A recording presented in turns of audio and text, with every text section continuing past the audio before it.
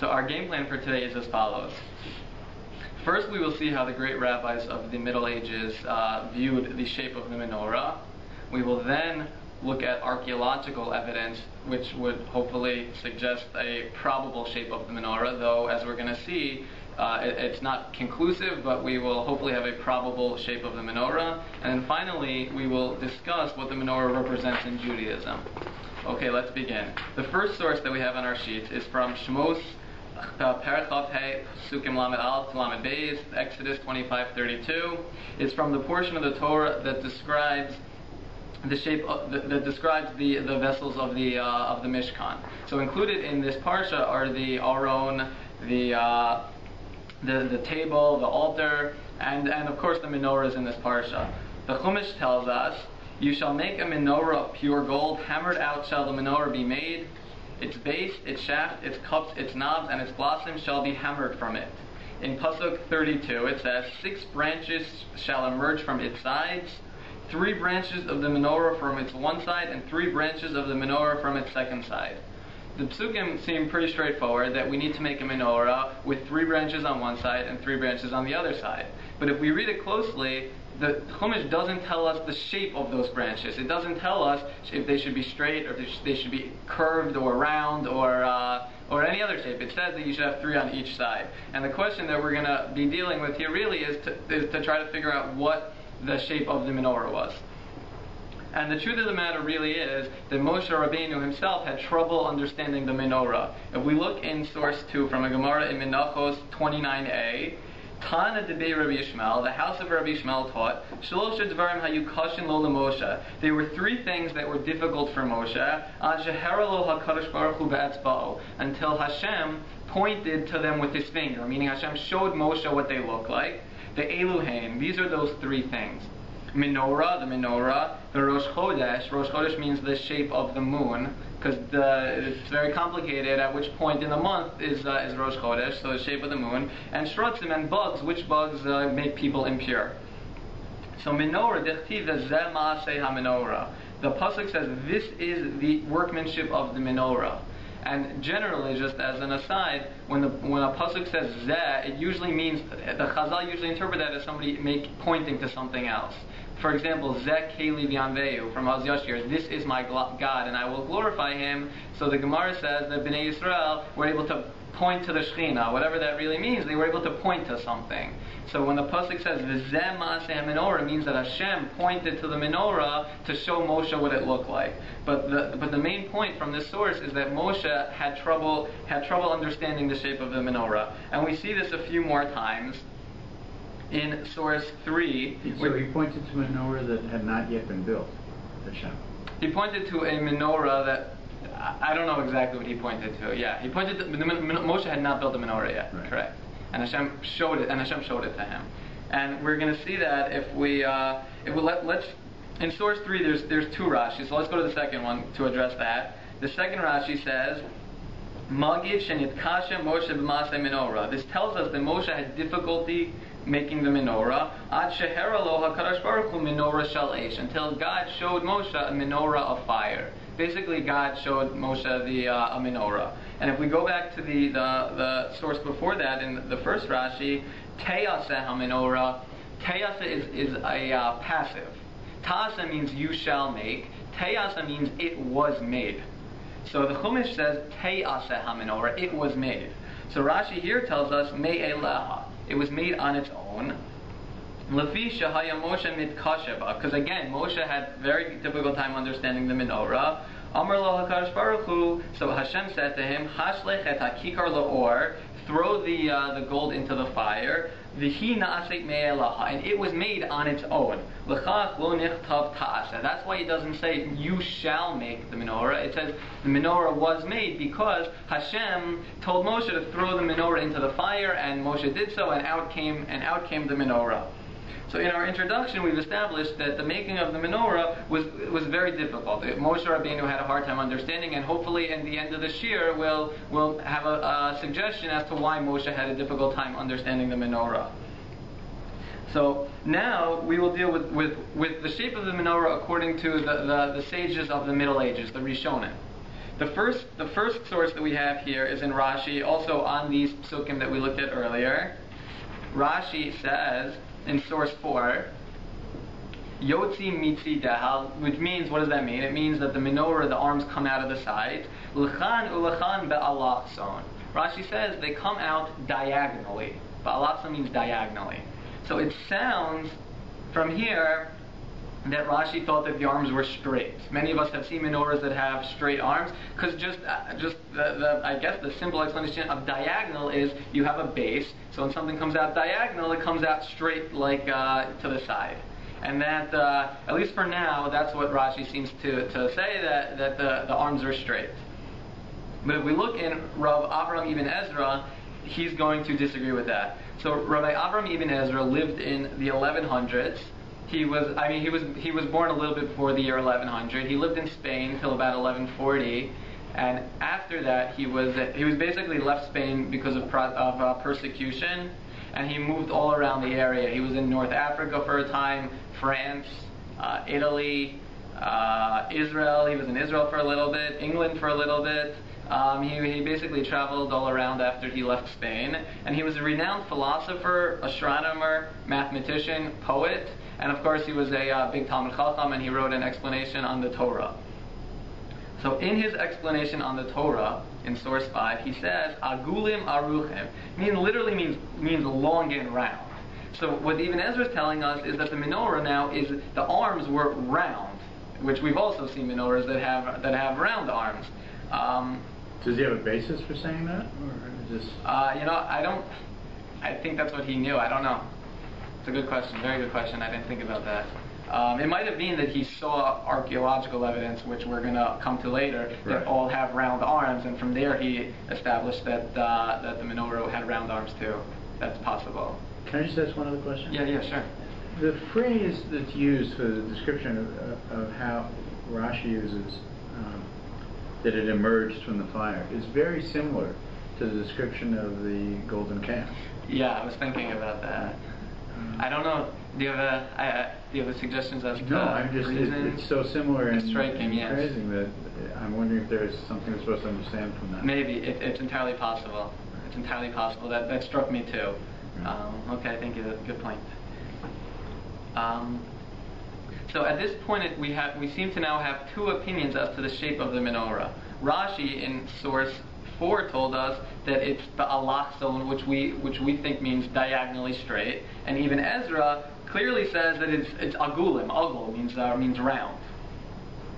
So we have our two opinions, and now we're going to spend the next few minutes trying to understand the Rambam's opinion, because this is really where the controversy starts. But before we look at the Rambam inside, let's look at the picture that the Rambam actually drew a picture of the menorah. It's in the picture section.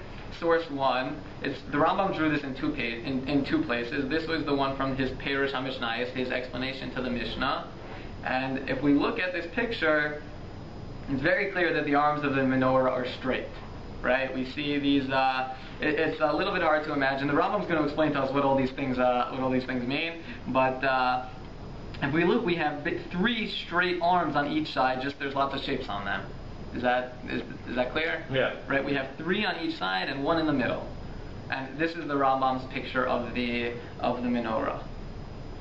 So based on the Rambam's picture of the menorah, the Lubavitcher Rebbe Zatzal wrote in his Likutei Sichos that everybody needs to make sure that their menorahs have straight arms and to follow this model, because this is the model of the menorah in the Beis HaMikdash. So the Lubavitcher Rebbe understands this Rambam's picture to be a more precise drawing of the menorah in the Beis HaMikdash. So now let's see what the Rambam writes, which is now we're going to flip back to source 6. Though might help to detach the picture page. That would be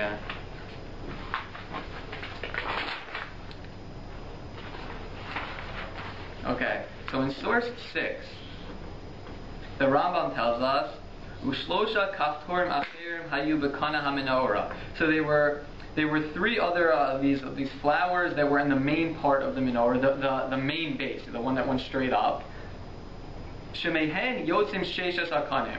From those, the 6 branches went out, meaning that there was 3 of them, So it's, yeah, if we look, there's 3 of them, and that's actually what the Rambam in his picture makes these 3 circles over here.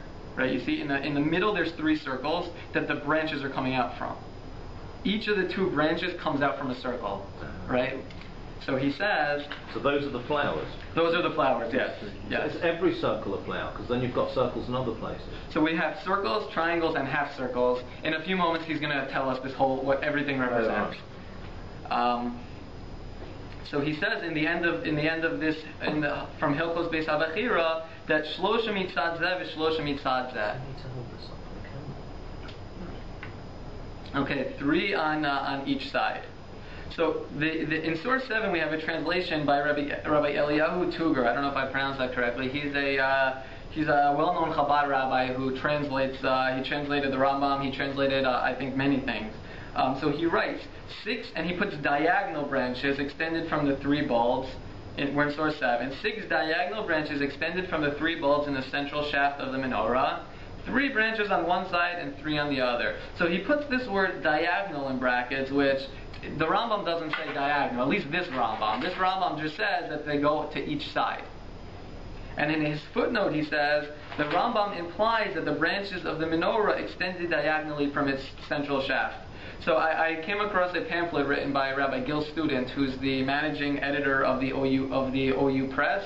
So he points out that maybe the Rambam really thought that the branches were straight, but the Rambam here doesn't imply that it was straight. The Rambam just says that 3 were coming out from one side and 3 from the other, but we can't draw any conclusions from this Rambam in source 6 about the shape of the menorah. It could be straight, it could be round, it could be anything, but the Rambam does not say diagonal and he doesn't say straight. So that's an important point.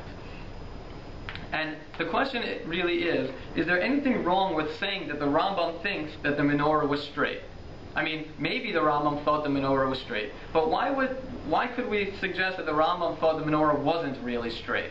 So we're really going to have two points to talk about here. One point is we're going to have to deal with the Rambam's picture, which he made them in the arms straight, right? In picture 1, the arms seem to be straight. And the second problem that we're going to deal with is that all the archaeological evidence really seems to suggest that the arms were somewhat round. So now if we look at source 2, the picture 2, which is from the Arch of Titus, dated 82 after the Common Era. So in the Arch of Titus, the menorah was not straight; it's curved. We see that. And in picture 3, which is a coin that they discovered, I think, somewhat recently, in the past few years, maybe not so recently, in the past few years, which is a coin from around the time of Bayit Sheni, towards the end of Bayit Sheni, and the picture of the menorah on here also is not straight; it's curved. I mean, it's a little hard to make out in this picture, but we see from here that the picture is curved, and presumably at least this coin was made by somebody who saw the real menorah, because it's from the Bayit Sheni period, and they put menorahs on the coin to symbolize, because the menorah is a symbol of Judaism. We're going to explain that a little bit later. So it seems that if they were putting the menorah, which really is from the Beis Hamikdash, that they would have put an accurate menorah. That seems to be the case. So the first problem with suggesting that the menorah was straight is that the archaeological evidence seems to suggest that the menorah was really round. Are there any archaeological finds that of straight on menorahs, or are there none? Not that I know of, or I've seen. Rabbi Sperber, in his book Minhagei Yisrael, Customs of Israel, has a lot of pictures and archaeological evidence. I don't think he has anything from Bayit Sheni period that it was straight, that suggests the menorah was straight.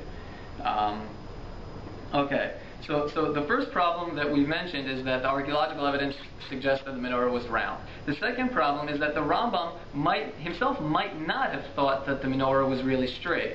We've mentioned that in his picture he drew it straight, but it's possible that he did that for other reasons. And now let's look in his Pirush HaMishnah, in his explanation to the Mishnah in source 8. So the Rambam says, I decided to, this is my translation, so if I made a mistake, it's entirely my fault. I decided to depict the image of the menorah in its entirety. The knobs are the shape of a ball, so that's what we saw before. The circles here are the knobs, which is not exactly circular, but a little longer, similar to the shape of an egg. So he tells us that these perfect circles that he made weren't really perfect circles, they were a little bit more oval shaped. The blossom is the shape of a flower. I will depict the cups in a triangle. So he says the cups are the triangle, the knobs are the circle, and the blossom is a half circle. So if we look also here, we see there's a whole bunch of half circles throughout this. Mainly towards the bottom of the base, there's a few half circles. At the top, there's a few half circles. So he tells us that he's making this picture so that we know the shape of the knobs, the cups, and the flowers. So the blossom is what actually holds the oil. Is that right? The blossom is one of the shapes on the menorah. Well, so what is at the top, what is the cup that actually holds the oil? I don't know. Again, good question. I'm gonna have to get back to you on that.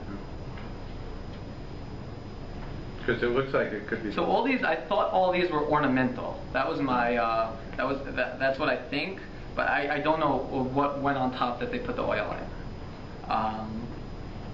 So to continue in the Rambam, he says, I have done this to make the picture easier, since the purpose of the picture is not to tell us the exact model of the cups, since I already explained it. Rather, the intent is to know the number of cups, knobs, and blossoms. So he tells us that he drew this picture so that we know where on the menorah all these ornaments go, as well as their location. He tells us you need to know the order of these, because you see there's 3 triangles in a row, and then a circle, and then a half circle. He tells us that he drew this so we understand exactly the picture, exactly where all the ornaments on the menorah go. So as well as their location, continuing in the Rambam, and where there was nothing on the menorah, so he also leaves blank space. This is a little bit hard to make out. There's little, very small letters here in this picture, where he basically wrote tefach or tu tefachim. He's telling us where you put spaces on the menorah too. And the general rules of how the menorah was modeled. From what I drew, all of the language will be understood. So the Rambam tells us that this picture wasn't necessarily meant to be an exact replica of the menorah. This picture was really designed for ease of use, basically, to look at it, to know where everything went on the menorah. And in an article, Rabbi Seth Mandel, so he suggests that the Rambam drew straight arms because he drew everything with a ruler, a compass, and a protractor. So if we look here, everything is basically perfectly shaped. The Rambam didn't draw things by hand, so he basically, if he used a ruler, to make an arm of the menorah, he would have traced it, and it would be a straight line like this if he was using a ruler. And we can even prove this from the Rambam telling us that the balls are not exactly a ball shaped, but the Rambam made it anyway because that's what he had a compass that made perfect circles. But that's a hard argument, because you could have made the arms of the compass too. Very, very good. Very good question. We'll see that in a minute. Very good question. So another proof that Rabbi Mandel suggests is that really all these things on the arms of the menorah, these 3 triangles, the circle, the half circle, didn't go at the bottom of the arms. They really went towards the top of the arms. But the Rambam put them at the bottom just to show you, because he didn't make the whole menorah. He was focusing on these ornaments. Okay, so now we need to come to Rabbi Ostreicher's question. If the Rambam had some sort of compass, why didn't he make round branches? It's a very good question. So Rabbi Mandel suggests that really the shape of the menorah wasn't perfectly circular. And this is now our, what we're going to really come from, I think, these sources, is that it was more, in my mind, it's more of an oval shape with a sharp curve in the beginning and really straight. A lot of it is going to be straight up with a sharp curve in the beginning. And if so, it's more in line to make a straight line than it would be to make a perfect circle. And that's what Rabbi Mandel suggests, that the Rambam thinks that really it was more of an oval shape with a steep curve and then straight up like that. And that's the archaeological evidence as well. And that really seems to be what the archaeological evidence suggests. But now, if we look in Titus's menorah, in picture 2,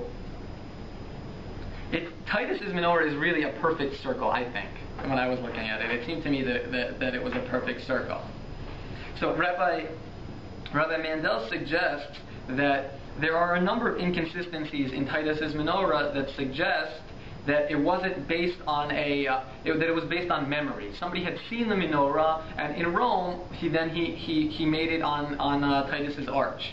And for example, the number of knobs and all the ornaments, it's a little bit hard to make out in this picture, but they're not exact. It's not the same that we have in our menorah.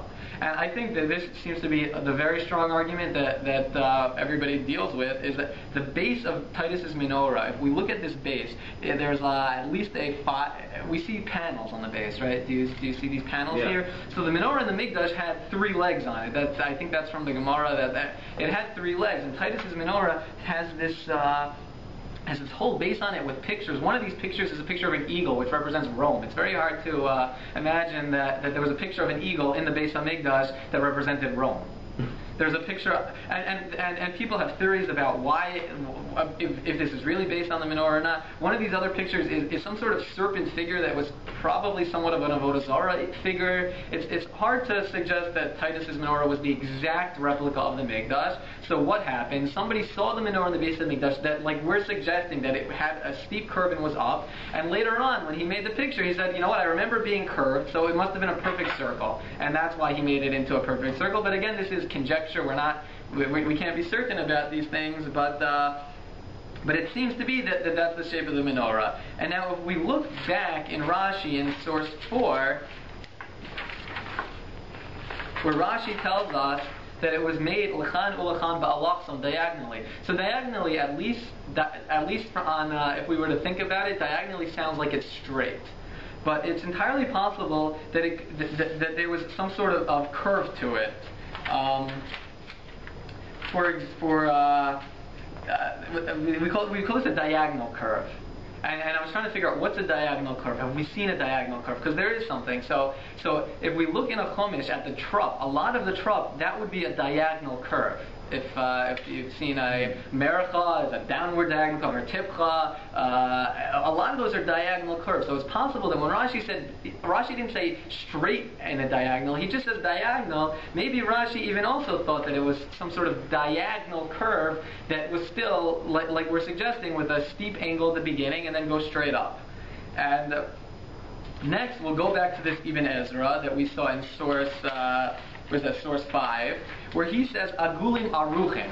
It means long circles.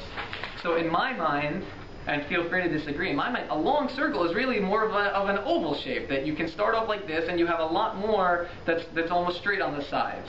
So it seems, based on our archaeological evidence, well, first let's actually look at source 4. In our picture 4. Picture 4 was found very recently, only I think 2 years ago. 2 years ago, it's a stone found in a synagogue from the Second Temple period. So they dated it basically to the Bayesheni period. It's 50 before the Common Era to 100 after the Common Era. So if it's 100 after the Common Era, it would have been from a little bit after the time the Beis HaMikdash was destroyed. But this period is largely the Bayesheni period, and it's going to be a little bit hard to see, but if we look closely, we see the same thing, that the branches are really straight, mostly with a little curve at the bottom in source 4, and that seems to be the most recent archaeological evidence, which is what we're suggesting, that the shape of the menorah had a curve towards the bottom, and then it was mainly straight going up. Yeah. The menorah in both the first and second temple, we believe was the same shape? Good question again. I don't know. I don't think we know what happened to the menorah in the first. But do we have any reason to believe that it is a different shape? Not that I've come across. Not that I've come across. Not. But and there were many menorahs in the second temple and only one in the first? Or? Yes, that's according to sources. There seems to have been at least a few. I don't know if they were. I don't think they were used. My guess is that they were there for maybe for light or something. I don't think that they would have been the menorah that was lit every morning and right. And yeah. So it seems from here that according to all of our sources, that the menorah was from picture 4, that seems to have been the shape of the menorah, and we suggested that maybe that Rashi, the Rabbi Ibn Ezra, and the Rambam would all agree that this is the shape of the menorah. But there's one problem with this. And the problem with this analysis is that the Rambam's son, Rabbi Avraham ben Rambam, seems to suggest the opposite. In source 9, he tells us, source 9, he tells us, Oh, here. He says, Hakanim kamo anafim nimshatim yiguva shel menorah. So he says the branches, basically the arms of the menorah are like branches that extend from the base of the menorah. Litzad rosha, they go to the top. Biyosher. So biyosher means in a straight line. That's what yosher means. Kamo shetzir ota abamar. He says, just like my father drew in the picture that we just looked at. He says, just like my father drew straight lines, that's the shape of the menorah. And he says, lo ba'igo k'moshet tziro tazulaso. And it's not like it's in a circle or what we were saying, that oval shape, like zulaso, meaning who did this? The Ibn Ezra. He says, it's not like Ibn Ezra. He says, that my father really thought that the arms were straight. So Rabbi Mandel, who we mentioned earlier, who suggests the idea that according to the Rambam, we had the slight curve in the beginning and then straight up. He suggests that the Rambam's son, he was only looking at the drawing of his father. He doesn't say, like my father told me. He says, like my father drew, which we generally, if the Rambam's son says, my father told me, at least for us, we say, okay, that has to be the opinion of the Rambam, if his son says his father told him. But here, he doesn't say, my father told me that the shape of the menorah was in a straight line. He says, I looked at this picture that we looked at, and my conclusion is that my father thinks that it's in a straight line. So that's Rabbi Mandel's, his response to this. So I find this a little bit difficult, because presumably the Rambam's son also read his pairs on the Mishnah, which we saw that said that he was only really drawing this for the ornaments, for the flowers, and for all the ornaments on it. So presumably his son saw that, but nonetheless still thinks that this is an accurate picture. So that's my difficulty. But I think that our conclusion basically is that, like the question of the Shir, Titus versus the Rebbe, will the real menorah please stand up? So I think our conclusion is that Titus was wrong. I think we've seen already that it could not have been a perfect circle. And the Rebbe, I don't know if people have seen the Rebbe's menorahs that all go straight like this Rambam's picture. Baptist and Clark, isn't there? Yeah, there's and straight like that. I've actually that doesn't go straight. That's what I was going to say. I've driven past two menorahs here that go like this and then like this, and that's new to me. At least I've never seen that. That one's been there for quite a few years, and it's always had. You're talking about the one on but there's one Chabad Gate. It looks like this and like that. But it's a Chabad Gate on Bathurst, right? Yeah. There's a bigger one on Chabad Gate, which I think is just angular. Right, and the ones I've seen in New York, all of them are angled like this. So I'd like to look into a little bit why all of a sudden these menorahs they go like this and then like this. Right. The only difference between that and what we're suggesting here is that their menorahs go straight and then straight like this, and according to us, we would suggest that it would be curved a little bit over here and then straight. Yeah, well, theirs are two angles as opposed to a curve. Yes. But I don't know where that seems to be a new thing, because I have not seen those before. But basically the conclusion would be that Titus was probably incorrect in that it was totally circular. The Rebbe may have been correct that it was straight, because if we follow the Rambam's son, then the menorah would have been straight. But according to our reading of the reading that we suggested of the Rambam, as well as Rashi and Ibn Ezra and the archaeological evidence, it all suggests that the menorah was most likely round on the bottom and then straight up towards the top. So I think that would be the conclusion that we would reach about the probable shape of the menorah. We can't say it we can't be definite, but I think that's the probable shape. So now that we've discussed the shape of the menorah, let's discuss what the menorah, the significance of the menorah, what the menorah represents in Judaism. It's interesting. Nobody seems to give their reasons for coming to the conclusion. Rambam doesn't give his reasons either. Right. He says this is how I understand it. Right. Well, presumably, I think my guess, and I think Rabbi Mandel suggested this in his article, is that they saw at least some of the archaeological evidence to have a basis for the Ibn Ezra that he said that it was round. His basis might have been the archaeological evidence, and the Rambam, he might not, like we said, he might not have been drawing an accurate picture. He might not have even been thought to do that. He might have just been telling you where everything goes on the menorah from the sources in the Gemara. Right, but we don't know that, because none of them really explain that where the source of their information. Where they got it from. This is what we believe it is. Yeah, it's where did Rashi get ba'alachson when Rashi said diagonally? I don't know. It's my guess is that, assuming that everybody agrees that it was kind of curved on the bottom, is that they saw the archaeological evidence. Well, they all saw Titus's arch. They all knew about it. Right. That's my right. So yeah. Right, and they might have seen some of these other things too. I don't know. Okay, so to begin with, what the discussion about what the menorah represents, let's we first have to ask a basic question, and that question is, what was the miracle of Chanuka? Many of us instinctively will say that the miracle of Chanuka was finding the oil in the Beis Hamikdash and having enough oil to light, and that's what the Gemara tells us in source 10. In 10, the Gemara says, "My Chanuka." What is Chanuka? The Tanu Rabbanan, the rabbis taught, "B'chafei v'kislev yomei Chanuka timanya inun." So on the 25th day of the month of Kislev, or the days of Chanuka, there are 8 days.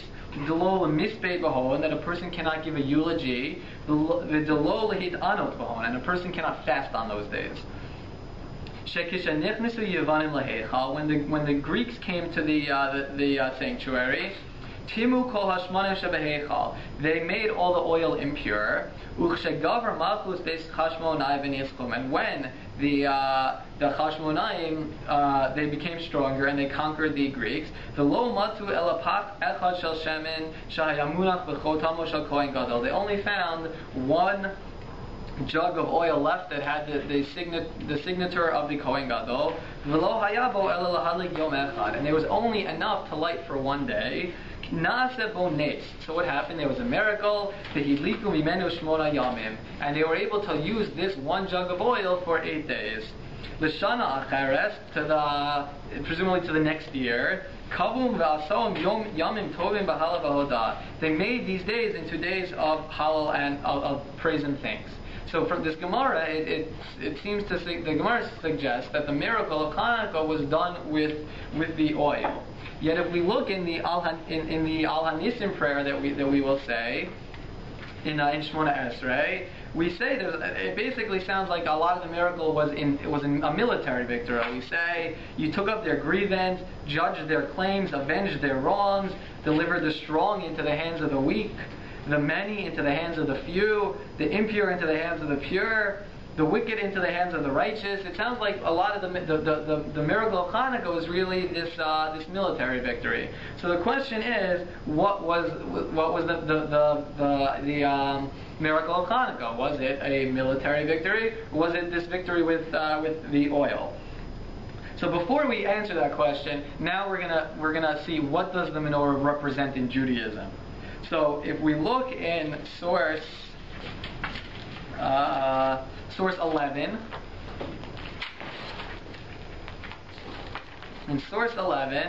the Gemara in Shabbos, page 23b, tells us, Omar Rafuna Haragil V'ner, somebody who regularly lights candles, referring to Shabbos candles and Chanukah candles, Havyan Le'banin Tamidei Chachamim, will have children who are Tamidei Chachamim.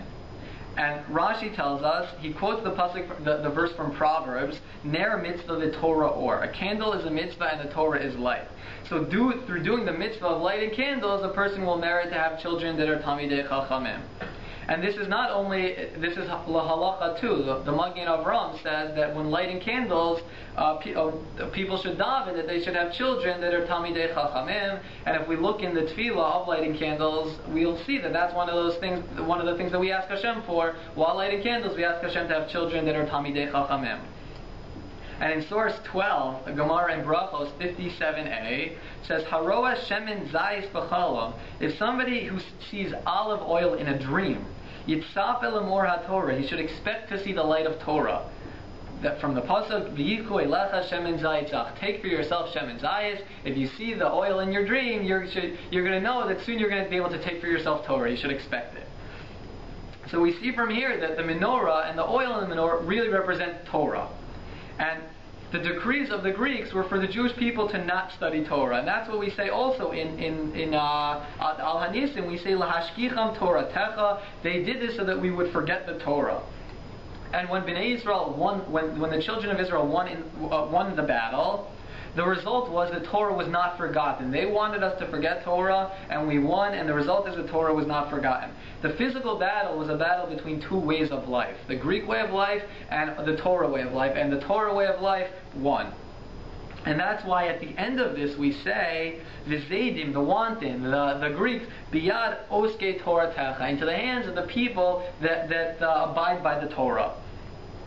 So I think that what we see from here is that the miracles were almost one and the same. The military victory and the miracle of the oil both represent the victory of Torah over other people and over other ideas. So I think that's why the miracle of Chanuka represents the miracle of the Torah. It represents having the Torah flourishing. So now we're going to go back to where we began this year. In source 3, Rashi says, Teyasa ha-menorah mi'eleha, that the menorah was made on its own, that Moshe threw it into the fire and out came the menorah.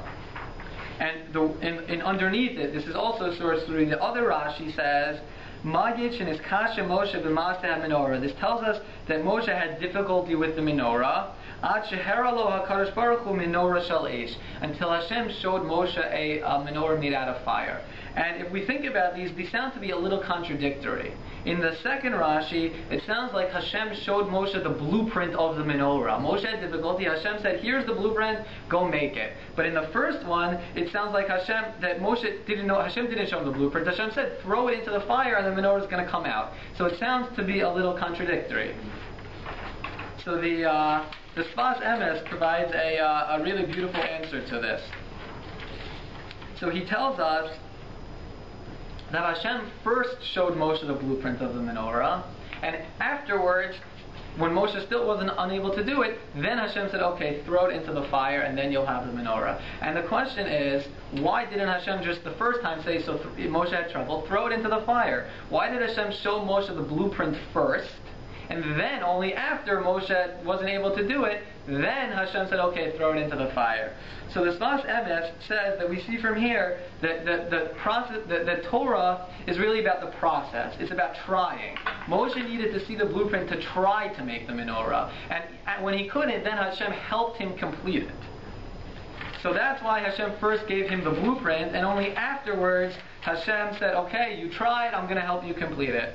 So now, as we've developed in this year, the menorah symbolizes Torah.